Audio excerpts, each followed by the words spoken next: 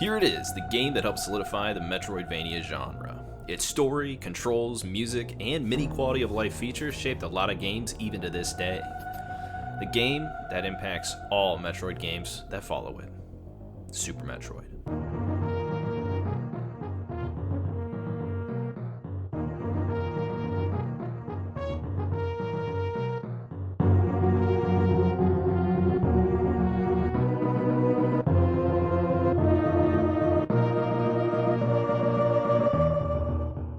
There's actually a lot of things I want to take note of before we jump into the game, so let's start. One, we have a pretty neat looking title screen that displays not only how much time has been played on each file, but also shows how much energy she has. Number two, we have customizable controls. This game allows you to move the buttons around wherever you wish for better comfort. Generally, when I'm playing on my Super Nintendo controller, I prefer run on Y, jump on B, A for item select, and X for firing. Yes, I'm a freak, and yes, I do use claw grip. It's really not good for your hands though. There are also further customizable controls labeled Special Controls. These include Moonwalk as well as Item Select, where you can either automatically turn it off when you enter a new room, or leave it as manual, that way the item doesn't automatically turn off. As great as all this is, I recommend you check this out in your own time. For now, let's open a game. If this is a new file, it'll take you to the opening recap of the previous two titles. If this isn't a new save file, it takes you to the map screen of your current save station, and lets you start from there. Yes, you heard that correctly, there's a map. We'll go into more detail about it in just a little bit. But for now, let's start a new file. The last Metroid is in captivity. The galaxy is at peace.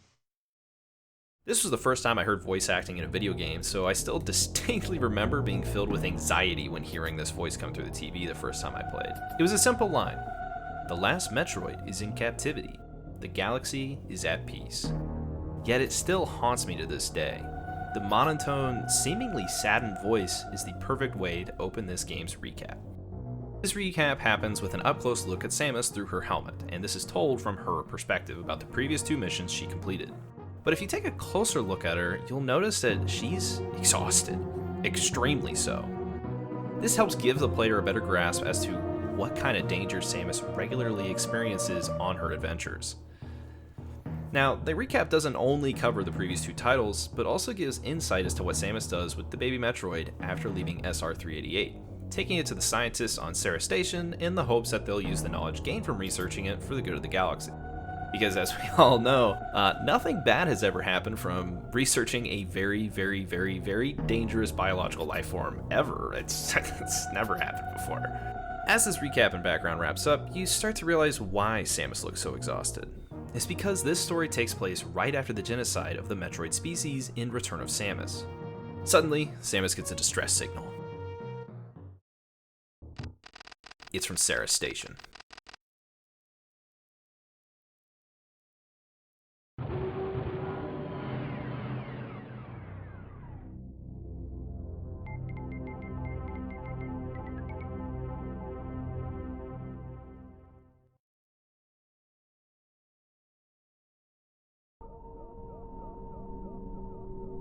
The station is quiet aside from the hum of the machines. A feeling of dread looms over, a feeling that Samus is unfortunately used to.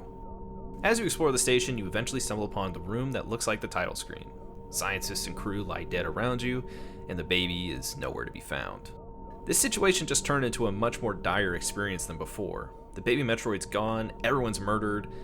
Now more than ever, you have to figure out what's going on. One long hallway later, we find the baby Metroid, alongside our greatest nightmare.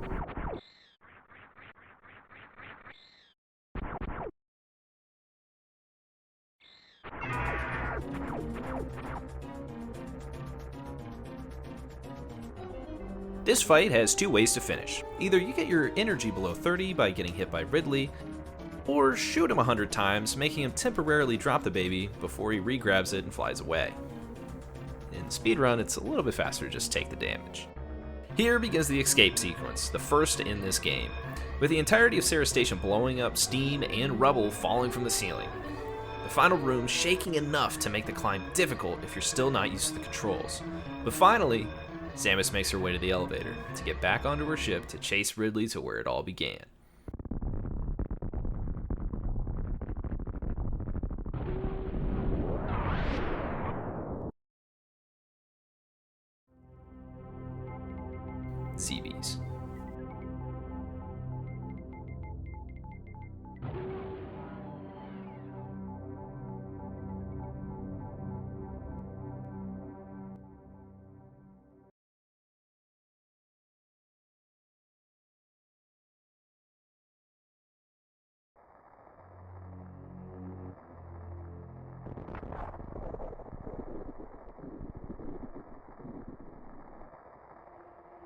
Upon entering the atmosphere, you're hit with cloudy and rainy weather. My favorite. There's not much on the surface of the planet, so you decide to go deeper. No more rainy weather, but the planet is quiet, with little bugs skittering about. After checking everything, there's nowhere to go except down. A room full of fog daring you, the player, to explore deeper. Enemies still haven't been seen, so what's the harm of exploring? You're led to an elevator, go down, and find yourself in familiar territory. A place that looks similar to that of Nestroid. To the left is the patented and original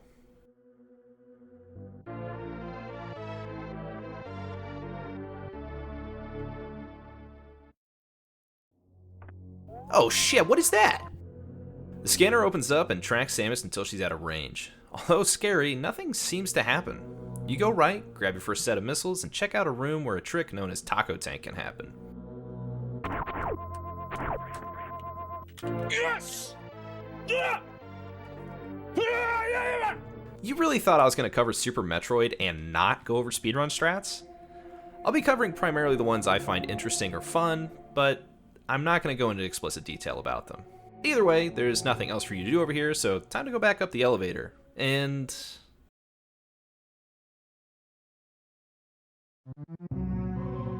the planet has awakened. Space pirates have appeared. The danger has arrived. After ascending the climb room, you get access to one of the best quality of life features this game added, and that is the map stations. Although they don't reveal everything on the map, they are still extremely helpful, giving you a general idea of where things are, indicating items with dots on the screen, save stations with a big S, and map stations with a big M. Though these are less helpful as you've already scanned the map. There are also boss icons where bosses are located. This doesn't work, however, for mini-bosses. Blue tiles indicate areas Samus hasn't been, while pink is explored areas. Unlike future Metroid games, though, the item dots do not get grayed out when an item is obtained, so better pay attention to what you're doing while collecting. Finally, we head to the one spot we can go. We ascend through Parlor and drop into Alcatraz till we finally come across a pink door. We enter through and acquire bombs.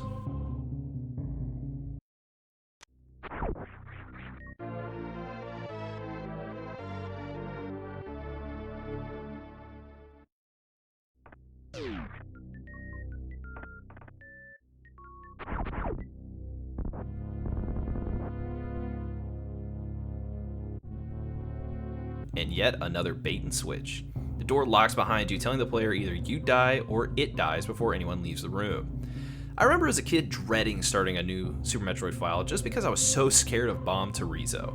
When I was little, I thought the monster just shedded skin instead of breaking free of stone.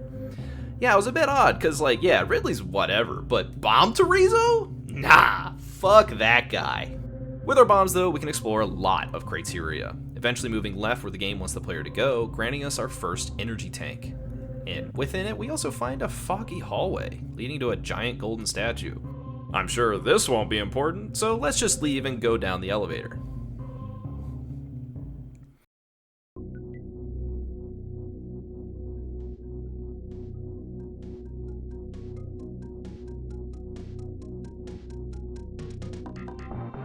Brinstar's music brings the place to life immediately. You get this sense of adventure and find many doors to go through, including map and save stations. Brinstar is a huge area with many missiles and energy tanks to grab.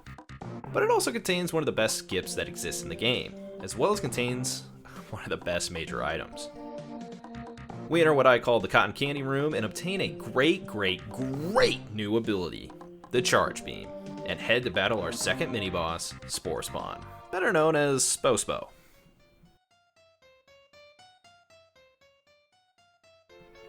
It's not a very difficult fight, but upon completion gives the casual player access to one of the best new weapons in the series, Super Missiles. These missiles open green doors and have a special property of also opening pink doors and knocking enemies to the ground. They also deal a ton of damage and are limited in supply at this point of the game without doing speedrun tricks. And although our journey through Brinstar is short-lived in our first pass, the player obtains two of the best new items, which are Charge Beam, allowing you to damage bosses even if you run out of ammo, as well as Super Missiles, which, as I just said, deal a ton of damage. We sprint through the rest of Brinstar listening to that fantastic OST until we find another elevator heading deeper into another large area, Norfair. While here, our options are limited. Heated rooms exist, which drain Samus's HP pretty quickly, and there are a bunch of gates blocking other paths. Only one path is available to non-speedrunners, and that leads us to the Air Jordans. The high jump boots. Yeah, that's what I said. We're finally able to access Kraid's lair to the right of the elevator we came up from Norfair. At this point, you're starting to get the picture of how Super Metroid is designed for the casual player. Go to one spot, get a cool power-up, go back, collect any and everything you can until you get another power-up, and then backtrack again to access a new area. This can obviously be very frustrating for your first playthrough, but some things can be bypassed if you so wish. For example, instead of going down to Norfair to collect the high jump boots, you can just infinite bomb jump into Kraid's lair. Or you can also do a very well-timed wall jump to get in there. There are many instances across the world of ZBs where this is the case. I'll use more examples once we get through Kraid's lair, which doesn't have much to show here except that certain doors remain locked until a boss of the area is defeated. Once traversed, we come across yet another addition to this game, Eye-Doors, or Ghidorah. These enemies are taken out quickly via one super missile and always sit just outside of major bosses. And this time, you can probably guess who we're encountering.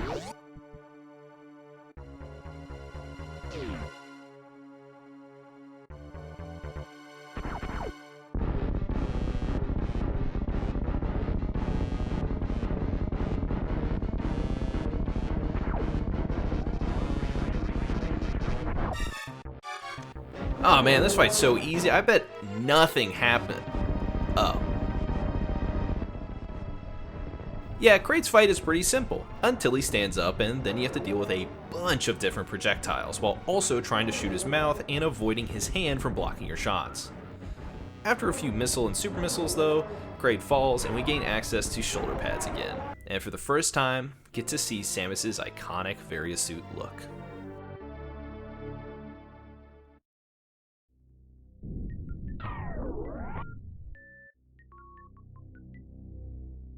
This is the point where the game really starts to shine on what you can do with it. Up until now, I've loosely provided an idea of which direction the player should be going because, well, the beginning of the game can be a little bit of a drag if you're not a speedrunner or someone who's played the game 1,000 times. From this point on, I'll be trying to take the focus away from that so that I can go into more details about the beauty of the world design. In Norfair, we actually encounter our first example of this. To get there, you first have to find Bubble Mountain, where to the top right exit is the Speed Booster Hallway, another new item that we'll go into details in a little bit about. And just below that is the single chamber, giving access to Wave Beam. Typically, the game requires you to take this semi-long path down and around until you reach Bubble Mountain again. Instead of doing all that, you can just run and jump from the save room here and wall jump up from there. This saves time, and considering it's not needed for 100% item completion, I recommend learning to wall jump, a feature the game goes over via Edecuns in Brinstar. While it seems like you need a new item to access Wave Beam, you can just do what you did in Bubble Mountain again. Run from the gate and wall jump up to the door, boom. Now you have Wave Beam early.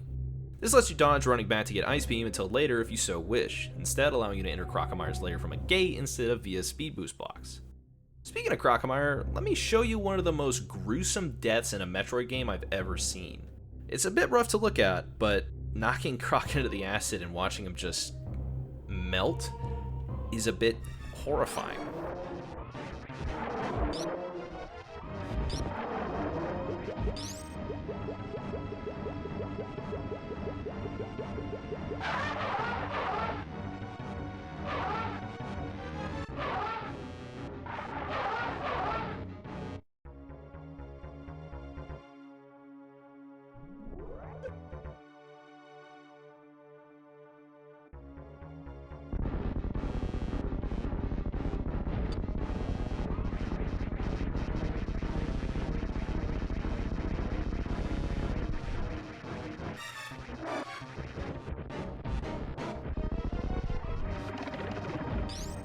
At least he was nice enough to destroy the spikes blocking us from progressing though. With this new area open, we have access to the Grapple Beam. Normally to access Grapple Beam, you gotta go back up to Red Tower, that red area of Brinstar that I kinda skipped through. Grab cheeseburgers, power bombs, which are extremely helpful for exploration. Go back down to Norfair where you collect Ice Beam, go down past the power bomb blocks, follow that path and speed boost until you reach the Croc entrance. It takes a lot longer than just a couple wall jumps now, doesn't it?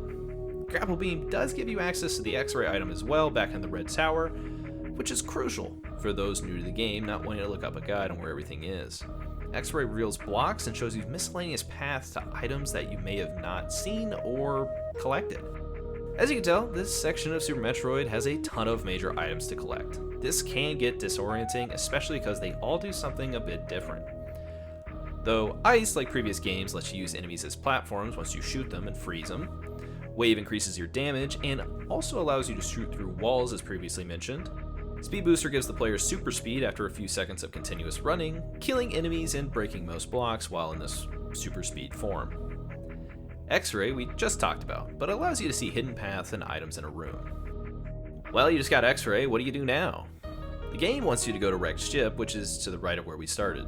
Wait, did I say that right? Yeah, I did. This is where the game completes a full circle. When you come up the elevator from where you got power bombs, you can go left to the access landing site.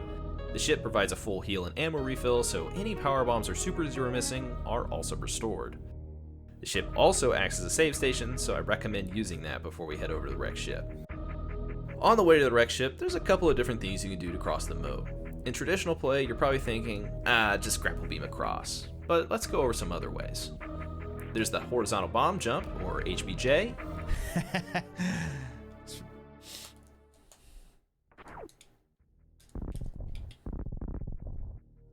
There's also the continuous wall jump, or CWJ. I'd rather use a Garmin for what I do.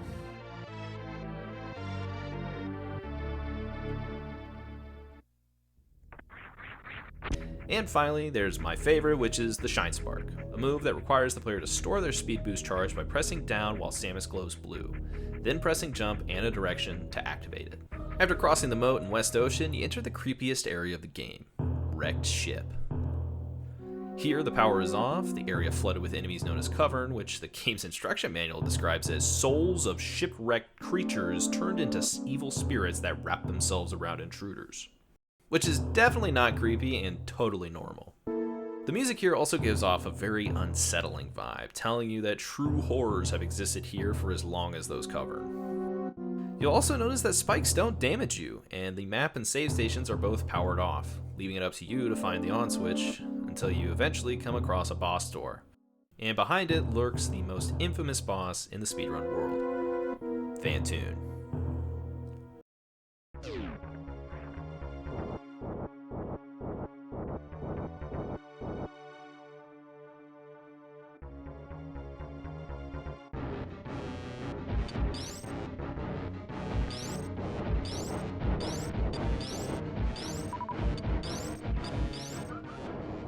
This boss is pretty damn annoying, but just take your time with it and you should be okay.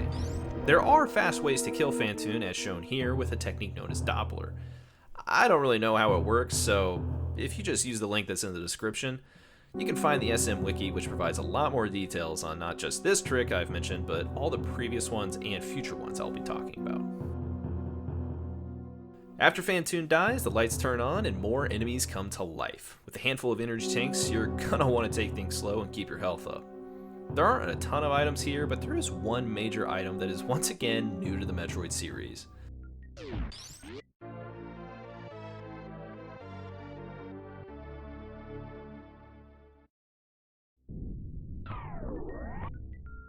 With the suit, you get normal movement in liquids and are no longer slowed down. Plus, you get a significant damage reduction from enemies. Samus's movement has truthfully come to life in a whole new way. All kinds of things are possible with our current loadout. In fact, we could beat the game with our current equipment if we wish, but we're not going to do that. I'll save that crazy stuff for Zinni and Oats and Goats. The time has finally arrived to check out the area called Meridia. It's been taunting us since we got the map station at Brinstar. Should we go the way of the Forgotten Highway? Or should we run through all the previous areas and try to collect as many items as we can? Typically at this point, for a casual player, you're probably going the Forgotten Highway path, leaving Wrecked Ship to the right and traveling down to the sandy area of Meridia. This does place you closer to the main area of the boss and items, but you might be thinking, why even bother going through collecting everything if this is the only way into Meridia? Well, dear viewer, that's because of this. Once you grab everything from Criteria and Brinstar saying hey to the Edacoons who teach you how to wall jump, and to Cora, a parent that teaches you how to Shine Spark, you just break that puppy open and BAM! You're a Meridia! And somewhat close to the same things from before. This once again shows just how much thought and effort was put into the world design of this game, giving the player multiple options to not only explore the beautiful world around you, but giving the player more time to listen and enjoy that amazing soundtrack. In fact, let's take a moment to appreciate all the music we've heard so far. Criteria keeps it simple with a mellow and somewhat ominous vibe as you first ascend into the depths of the sleeping planet. When finally awakened, the music comes to life with it, changing up the energy into something more fitting for the beginning of an adventure. Returning to Samus, where Samus' ship lies, has a different tune.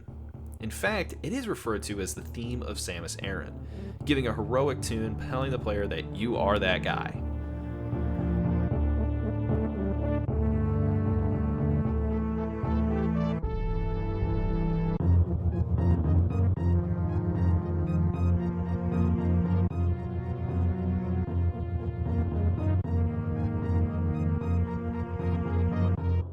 Brinstar has both an upbeat, energetic drive, keeping the feeling of adventure and wonder alive, collecting items and encountering different kinds of obstacles and enemies before mellowing out into a tune that is used in almost every Metroid video ever, Lower Brinstar, or as I like to call it, Red Brinstar.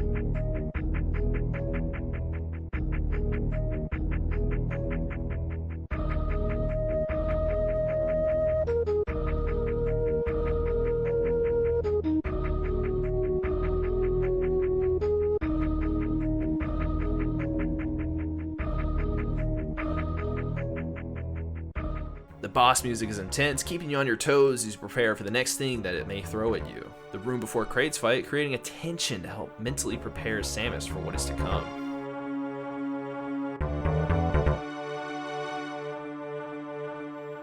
It's all wonderfully done, and it's a soundtrack I find myself leaning on when editing, and even in my day-to-day life.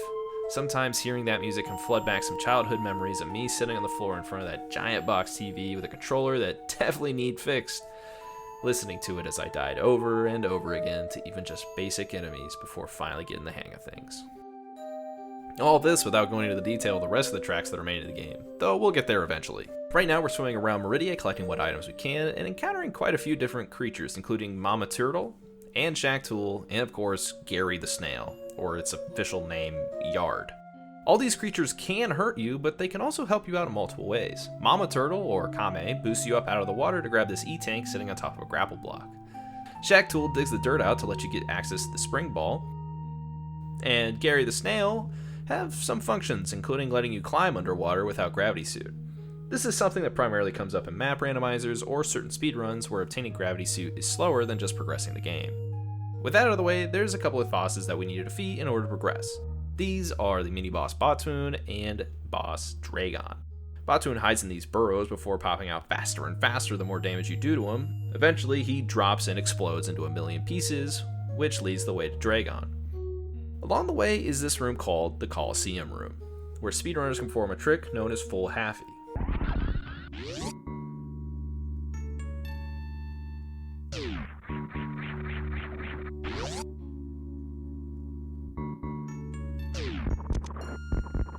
Health? Nah. That was a large age. This allows the runners to bypass all the silly wall jumps and grapple beam shenanigans we plebeians must do in order to progress. It's one of those things that isn't necessary for you to learn, but it is something cool to watch.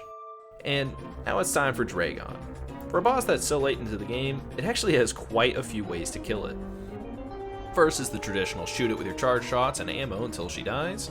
Second is get grabbed by her web stuff and prepare a grappling beam as shown to electrify her.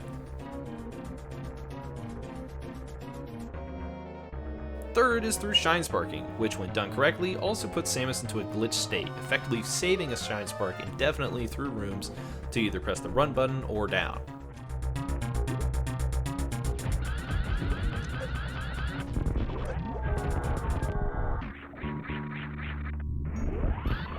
But we will deal with this.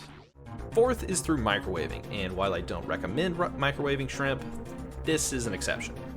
This is a trick you can only do when you have the plasma beam and x-ray visors, so it's really only done during randomizers, and it can be a bit of a strain on the eyes, but it is a very fast kill when done correctly.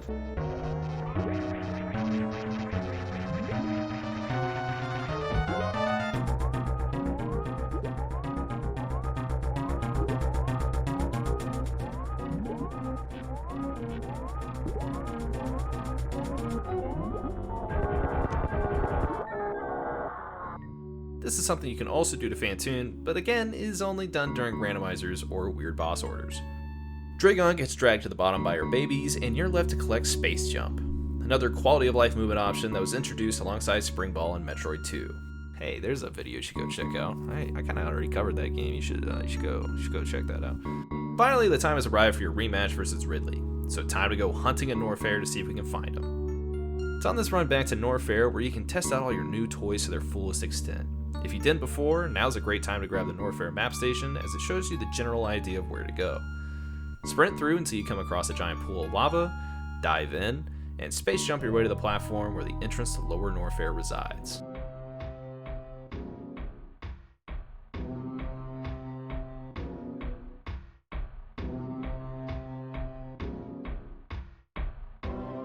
The game designers want you to head left, and if you're 100%ing, this is required, so let's just pop over there before I show the stuff off to the right. On the left is a path that leads to the Golden Teresa, which at this point is a piece of cake, as there's a small spot you can have Samus sit and take 0 damage from GT while you blast him with fully charged plasma beam shots. You can also fight this as a traditional fight, trying to avoid damage he spits out while spamming super missiles. What? Hold on. He can catch them? And throw them back at me? GT is the only mini-boss / boss in the game that can do this, and fortunately he can only do it with 1 super missile at a time, so if you spam them, you should be able to hit him a few times before he picks up another one. Also, don't even think about using your regular missiles, as he just sidesteps them and looks at you like you're a dumbass. Charge Beam is your best friend here, making the fight fairly quick, and your reward for beating him? It's Screw Attack. Now, say you didn't want to fight GT and weren't doing 100%, but wanted Screw Attack anyway. There's this gate blocking your way, right? That we just saw before? Well, let's rewind back to the entrance of Lower Norfair. Head right and down, then back to the left. We're back where we just were at this green gate with no way forward, except, well, there actually is a way forward. Although not intentional, you can utilize Samus' spacing and the mechanics of super missiles to bypass this gate as shown, allowing you to jump through this room and down to Screw Attack, thus successfully ignoring GT. I'm not going to go into the details of how this glitch works. You can check it out in a link in the description to the Speedrun Wiki. You're looking for the green gate glitch, just so you know. With Screw Attack required, our only mission is to find and destroy Ridley, and wrangle the baby Metroid from his claws. Along the way, we find these metal pirates that I refer to as ninja pirates, because with these moves, they definitely be watching too much Naruto on those monitors back there. Eventually, we enter the boss room to take on Ridley, and he's not here?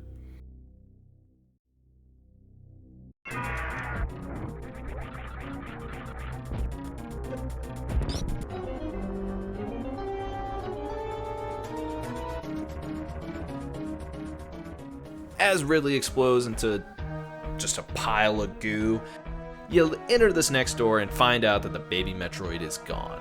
But hey, at least there's this neat little energy tank here to fully restore you before heading back through all of Norfair. At this point though, you're probably thinking, where the hell do I go? I defeated all the bosses, and truthfully, that's a fair question. But do you remember that room with the golden statue way back at the beginning of the video in Criteria? That's our destination. So along the way, get as many items as you wish before heading into that room. And while here, check out this fun little thing.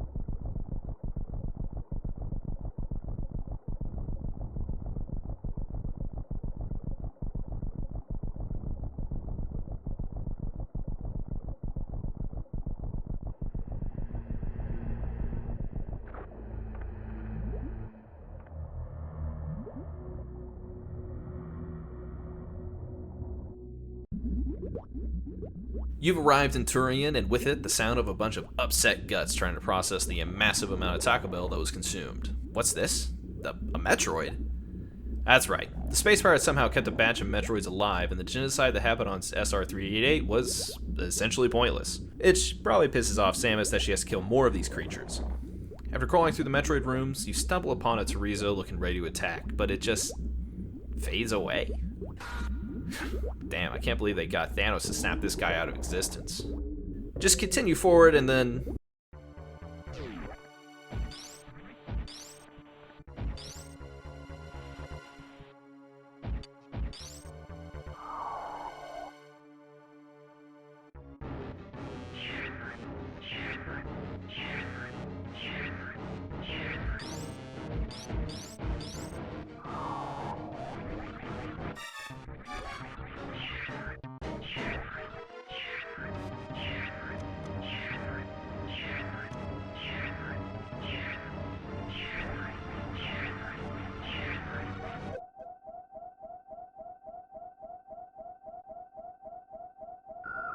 Well, the baby is alive, but barely keeps you alive as well. It thankfully recognizes who Samus is before leaving her alone. The baby Metroid has become the Super Metroid. Oh, dude, it's like the title of the game! Luckily for us, there's a refill station here for your energy, so no enemy will worry us. There is one really cool trick I want to show before we get to the final section of the game, and that is called Baby Skip.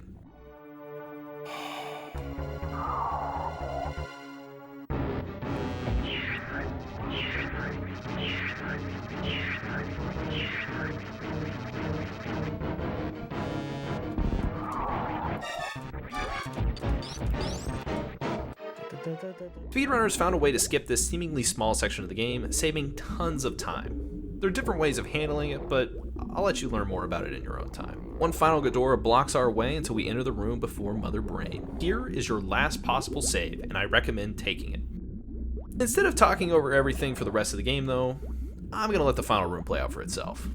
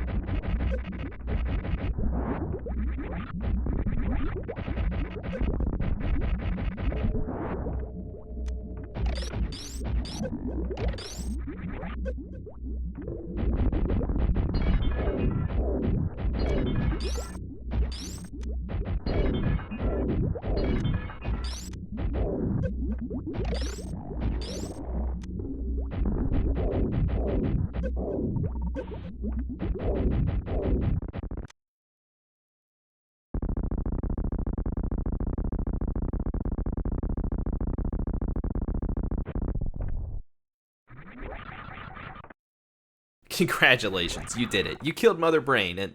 wait. What is happening? There's a second phase to Mother Brain. With it, she has some fast food items to throw at you. Onion rings, meatballs, french fries, and the most dangerous one, ketchup. These obviously all have real names, but it's fun to just call them their made-up names. Anyway, when the ketchup starts appearing, that's when you know you're getting close to being done. And once it does, Mother Brain starts charging. And this happens.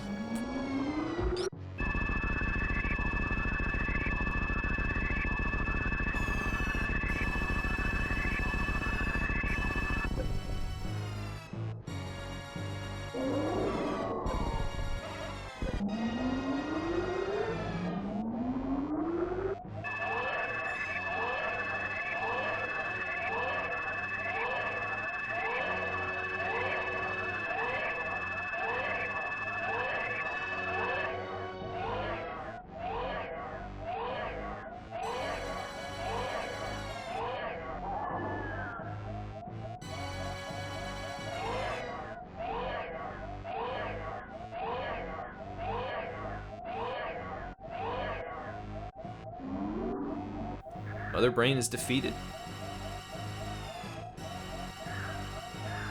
The baby Metroid is healing you and... wait, is that purple breath coming out of Mother Brain? And wouldn't you know it, another bait and switch. This game loves its bait and switches. It turns out that Mother Brain's still alive, and as you beg the baby to let go of you, it finally does and attempts one final charge to save the day.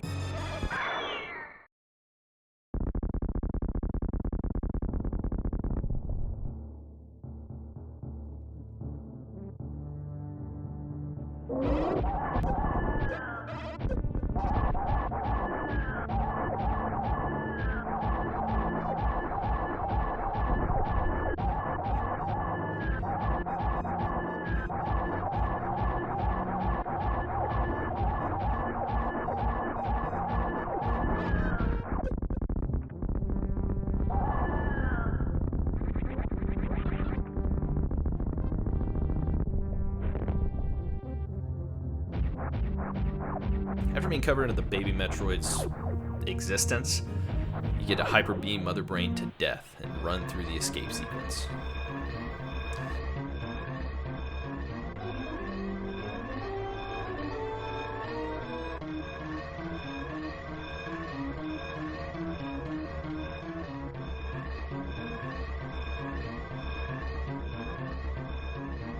You'll notice we've looped back around to where the game first started, and if you're not Heartless, or Speedrunner, there's enough time to go and save the Edakuns and Decora I briefly mentioned earlier in the video.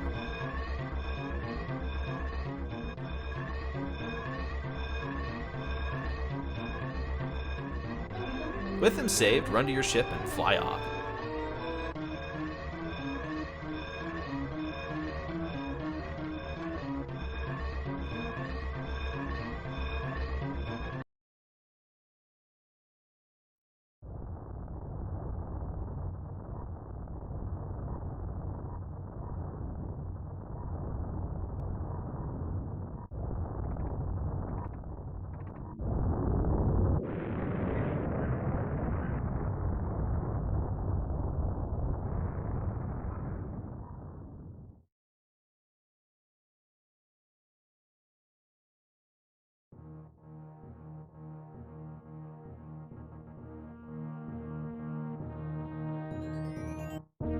The game is over. The credits roll. Once again, Samus has had to watch her second home blow up while she performs her duty of saving the galaxy. Or, well, that's what the game wants you to think. In reality, she was just chasing Ridley to save the baby Metroid from space pirate clutches. Which, this brings us to the inevitable. What makes Super Metroid the best Metroid game?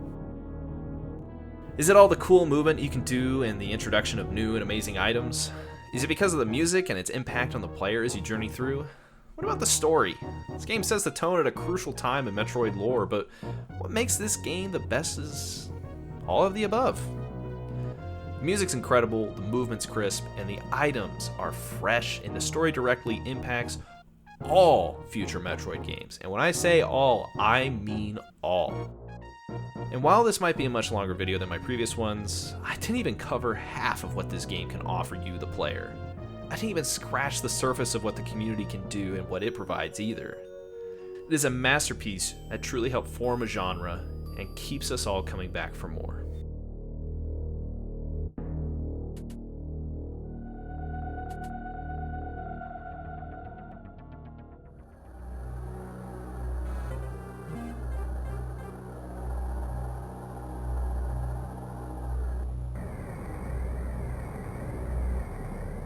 We'll meet again when Samus encounters another dangerous new enemy, in a game focused on developing Samus and the story of the series, Metroid Fusion.